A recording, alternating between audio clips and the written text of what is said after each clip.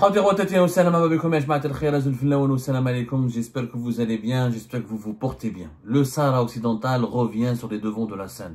Après avoir été l'élément déclencheur d'une crise violente et inédite entre l'Algérie et la France pendant 8 mois, entre le fin juillet 2024 et fin mars 2025, voilà que les États-Unis d'Amérique viennent de relancer et de titiller un petit peu, ça a bousculé, en tout cas, ça a bousculé les autorités algériennes, puisque les États-Unis d'Amérique viennent de parler une nouvelle fois du Sahara occidental en apportant une nouvelle reconnaissance, en apportant une nouvelle caution, un nouveau soutien à la reconnaissance de la souveraineté du Maroc sur le Sahara occidental. Le secrétaire d'État américain Marco Rubio a réaffirmé hier mardi, 8 avril, le soutien des États-Unis d'Amérique à la souveraineté marocaine sur le Sahara occidental. C'était à l'occasion d'une réunion, d'une entrevue qu'il avait organisée avec le chef de la diplomatie marocaine, le ministre des Affaires étrangères marocain, Nassel Bourita. Alors, les États-Unis d'Amérique qui confirment la même position prise par l'ancienne administration Donald Trump en décembre 2020, lorsque les États-Unis d'Amérique, avec Donald Trump, lors de son premier mandat, à la fin de son premier mandat, il avait reconnu la marocanité du Sahara occidental. Les États-Unis d'Amérique n'ont pas changé de position. Ils continuent de crier haut et fort que les États-Unis d'Amérique reconnaissent la souveraineté marocaine sur le Sahara occidental. Ils soutiennent la proposition d'autonomie sérieuse, crédible et réaliste du Maroc comme seule base pour une solution juste et durable de ce conflit. C'est ce qui a été indiqué par la suite après Marco Rubio, le secrétaire d'État américain qui a rencontré Nassel Bourita le 8 avril. Juste après cette rencontre, la porte-parole du département d'État, l'équivalent du ministère américain des Affaires étrangères, Tammy Bruce, a fait un communiqué, elle a rendu public un communiqué dans lequel elle explique, cette porte-parole, que les États-Unis d'Amérique reconnaissent uniquement la souveraineté du Maroc sur le Sahara occidental, uniquement la souveraineté du Maroc sur le Sahara occidental, et pour eux, il n'y a aucune autre option pour résoudre ce problème. Le communiqué a précisé aussi que les deux chefs de la diplomatie ont discuté de la coopération pour les faire avancer les priorités communes dans la région, notamment en s'appuyant sur les accords d'Abraham, et pour élargir la coopération commerciale au bénéfice des Américains et des Marocains. Donc les États-Unis d'Amérique se rangent du côté du Maroc et ils s'appuient sur les accords d'Abraham. C'est-à-dire que la normalisation des rapports avec Israël fait partie des conditions qui ont été acceptées par le Maroc pour obtenir de la part des États-Unis d'Amérique la souveraineté, la reconnaissance américaine de la souveraineté du Maroc sur le Sahara occidental. La diplomatie algérienne a réagi. Le ministère des Affaires étrangères algérien a réagi. Je rappelle que le seul pays au monde où à chaque fois qu'un autre pays, une puissance ou une organisation internationale parle du Sahara occidental, le seul pays qui réagit rapidement, c'est l'Algérie. Je ne vois pas beaucoup de réactions de la part de l'Afrique du Sud, du Venezuela ou je sais pas quoi, de l'Angola ou d'autres pays qui reconnaissent plus ou moins ou qui s'intéressent ou qui soutiennent plus ou moins Cuba ou les autres à la cause du Sahara occidental. L'Algérie, pour l'Algérie, ça confirme que le Sahara occidental est une cause nationale, est une cause sacrée. On en a déjà parlé, on a soumis ce problème à un débat, on essaiera d'en reparler encore une fois avec des termes plus apaisants, mais toujours dans un esprit honnête et dans une démarche en privilégiant l'intérêt général de l'Algérie. Est-ce que c'est favorable à l'intérêt général de l'Algérie d'élever la cause du Sahara occidental aux causes sacrées, aux causes nationales sacrées? Ce débat est très compliqué à mener encore en Algérie. À chaque fois qu'on essaie de le provoquer ou de l'enclencher, on est accusé d'être des traîtres ou des agents du Maroc ou des ennemis de la nation, alors qu'on se pose juste des questions honnêtes et sérieuses et réalistes. Peut-on, encore une fois, élever la question du Sahara occidental au rang de cause nationale sacrée au point où l'Algérie doit réagir? Elle en fait une affaire personnelle, on en fait une affaire d'État, comme s'il s'agit d'un territoire algérien. Mais ça, c'est un autre problème sur lequel nous allons parler plus tard, toujours en essayant de faire de la pédagogie, toujours sur un ton apaisant et toujours dans l'esprit de la protection de l'intérêt général de notre pays, de sa sécurité, de son avenir. Parce que nous, ce qui nous intéresse, c'est l'avenir des Algériens et des Algériens, c'est l'avenir de l'Algérie, c'est l'amour que nous avons pour notre pays et pour l'Algérie. C'est pour ça qu'on essaie de parler de ce problème qui est un tabou, qui est entouré de secrets, qui est entouré de tensions. C'est un sujet extrêmement sensible, qui est entouré de non-dits. On essaie de briser tous ces non-dits, tout ce silence, pour essayer de trouver des solutions, encore une fois, au nom de la défense de l'intérêt général de notre pays. Ce que nous pouvons remarquer en attendant ce débat, en attendant de relancer encore une fois ce débat, et en attendant de trouver des interlocuteurs courageux et lucides qui acceptent de mener ce débat avec nous. Force est de constater quand même qu'il y a une différence dans la énorme, notable et extrêmement visible et épatante entre la réaction algérienne lorsque les États-Unis d'Amérique parlent du Sahara occidental et la réaction algérienne lorsque la France parle du Sahara occidental. L'Algérie, elle a fait un communiqué, elle a réagi par le biais de son ministère des Affaires étrangères, la diplomatie algérienne a fait un communiqué dans lequel elle regrette. Elle condamne pas. L'Algérie regrette la confirmation par les États-Unis de leur position, considérant le plan d'autonomie dans le marocain, dans le cadre de la souveraineté marocaine, comme la seule solution au conflit du Sahara occidental. L'Algérie a pris connaissance de la réaffirmation du département d'État de la position des États-Unis d'Amérique, considérant le plan d'autonomie dans le cadre de la souveraineté marocaine comme la seule solution au conflit du Sahara occidental. L'Algérie regrette la confirmation de cette position de la part d'un membre permanent du Conseil de sécurité dont il est normalement entendu qu'il témoigne d'un respect de la légalité internationale de manière générale et des résolutions du conflit, des résolutions du Conseil de sécurité de manière particulière. Donc l'Algérie regrette. Elle ne condamne pas, elle regrette. Vous avez la différence? L'Algérie juste regrette. Elle regrette et elle affirme que la question du Sahara occidental relève fondamentalement d'un processus de décolonisation inachevé et d'un droit à l'autodétermination inaccompli. Le Sahara occidental demeure un territoire non autonome au sens de la Charte des Nations Unies et le peuple de ce territoire demeure titulaire du droit de disposer de lui-même, tel que consacré par la résolution 1514 de l'Assemblée générale portant déclaration de l'export d'indépendance au pays et aux peuples coloniaux. L'Algérie dit qu'il faut juste organiser un référendum pour permettre au peuple sahraoui de choisir lui-même. Sauf que l'Algérie demande l'indépendance, elle soutient les indépendantistes. Or, tant qu'il n'y a pas eu de référendum, tant que les Sahraouis n'ont pas choisi eux-mêmes, parce qu'on part du postulat que tous les Sahraouis sont avec le Front Polisario, c'est pas vrai. Ça c'est pas vrai, ça ne s'est jamais démontré. C'est tous les Sahraouis étaient avec le Polisario. Pourquoi les Sahraouis qui sont au Sahara occidental ne se révoltent pas chaque jour, ne fassent pas des émeutes chaque jour et ne demandent pas l'indépendance chaque jour?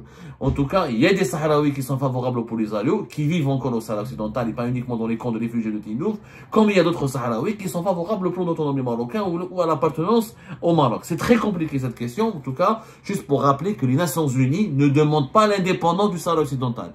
Les Nations Unies disent juste que c'est un territoire non autonome qu'il faut, dont le statut juridique doit être clarifié par une solution, ou le référendum d'autodétermination, ou la solution du plan d'autonomie que propose le Maroc.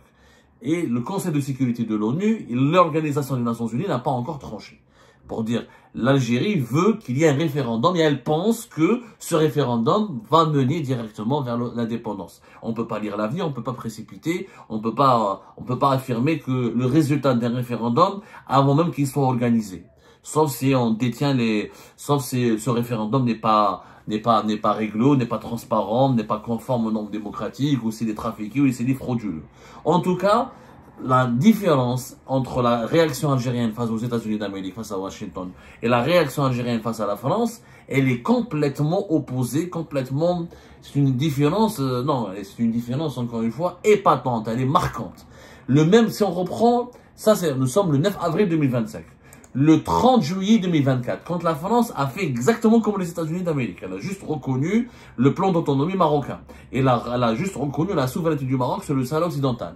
L'Algérie, qu'est-ce qu'elle a fait? Elle n'a pas regretté. Elle a condamné, elle a retiré son ambassadeur avec effet immédiat. Allez-y lire le communiqué du 30 juillet 2024. Le gouvernement algérien a décidé le retrait de son ambassadeur auprès de la République française. Et la gestion de l'ambassade relève désormais d'un chargé d'affaires, suite à la reconnaissance par la France du plan d'autonomie marocain comme seule base de règlement du conflit du Sahara occidental. Le gouvernement français a fini par donner sa caution franche et catégorique au fait colonial imposé au Sahara occidental. Ce pas qu'aucun autre gouvernement français avant lui n'avait cru devoir franchir, le gouvernement actuel l'a fait avec beaucoup de légèreté, une grande désinvolture, sans en mesurer lucidement toutes les grandes tombées potentielles. En reconnaissant le plan marocain comme la seule base de règlement du conflit du Sahara occidental, le gouvernement français bafoue la légalité internationale, prend fait et cause pour la négation du droit du peuple sahraoui à l'autodétermination, se démarque de tous les efforts patients et préservateurs déployés par les Nations Unies à l'effet de parachever la décolonisation du Sahara occidental. Le gouvernement algérien a décidé le retrait de son ambassadeur auprès de la République française avec effet immédiat. Vous avez vu qu'en juillet 2024, l'Algérie a réagi violemment avec la France, très violemment. Retrait immédiat avec l'ambassadeur, de l'ambassadeur depuis Paris. Et dénonciation, fait accompli, du colonialisme, appui au colonialisme, etc. Le gouvernement français bafoue la légalité internationale, il prend fait aux causes pour la négation du droit du peuple sahraoui, etc. C'était très violent, très virulent. comme réaction algérienne par rapport aux États-Unis. Mais quand c'est les États-Unis qui parlent, qui s'expriment, l'Algérie regrette. Alors pourquoi l'Algérie ne prend pas, pourquoi l'Algérie ne retire pas son ambassadeur à Washington?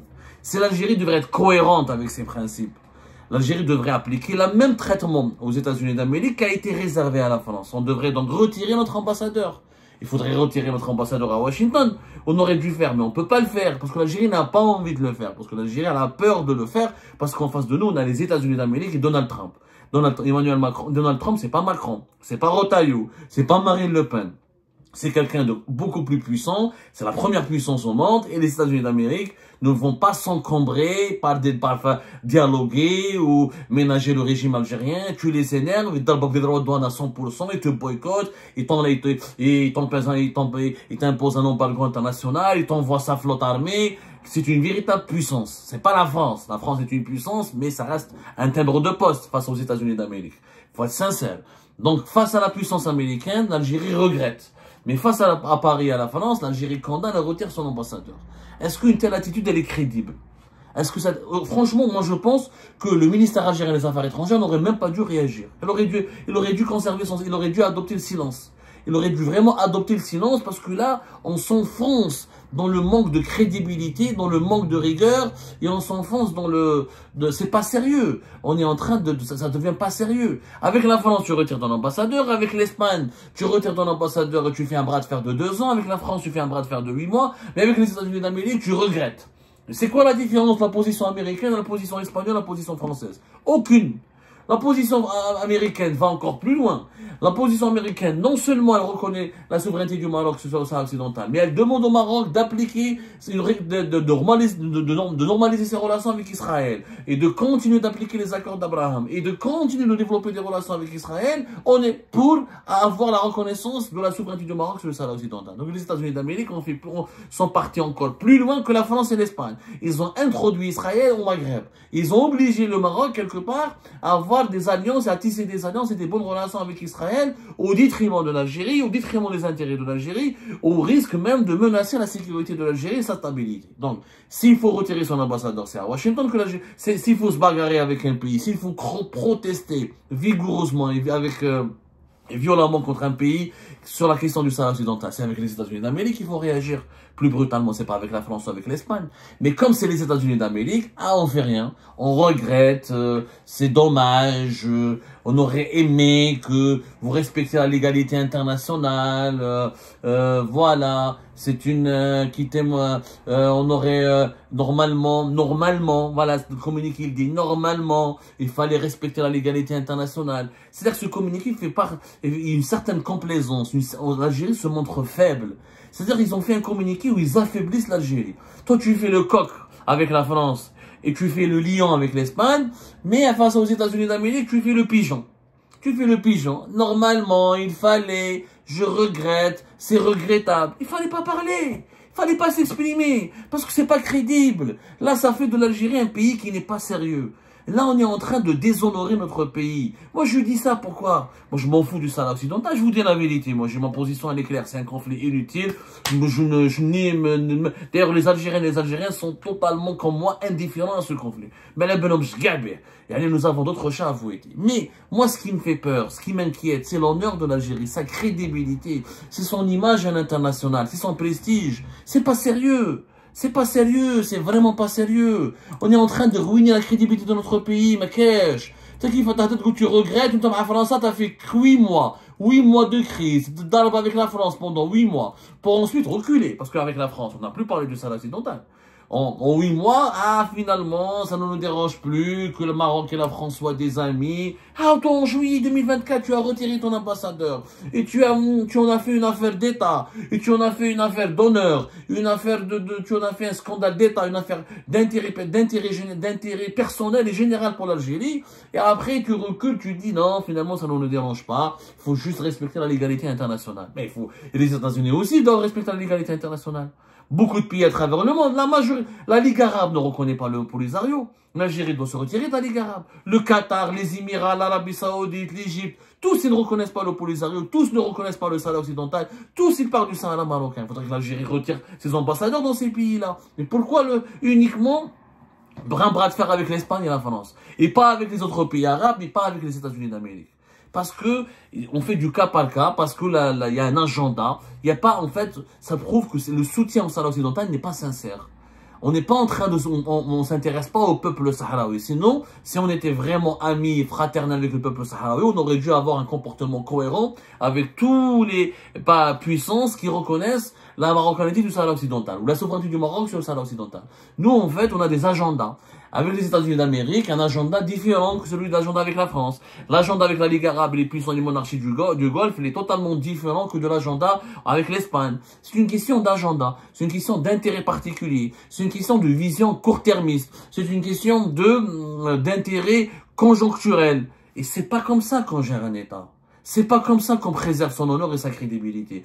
Moi, je dis aux dirigeants algériens, vous voulez soutenir le Sahara occidental, allez jusqu'au bout. Il faut rompre avec tous les pays il faut appliquer la même méthode et la même politique avec tous les pays qui ne sont pas pour l'indépendance du Sahara occidental. Mais vous pouvez pas faire une gestion à l'emporte-pièce comme ça, une gestion d'humeur, une instabilité. C'est pas sérieux. C'est vraiment pas sérieux. Et là, les gens vont rigoler sur l'Algérie. Ah, vous regrettez. Ah, pourquoi vous ne retirez pas votre ambassadeur? Ah, pourquoi vous n'osez pas faire un bras de fer avec les États-Unis d'Amérique?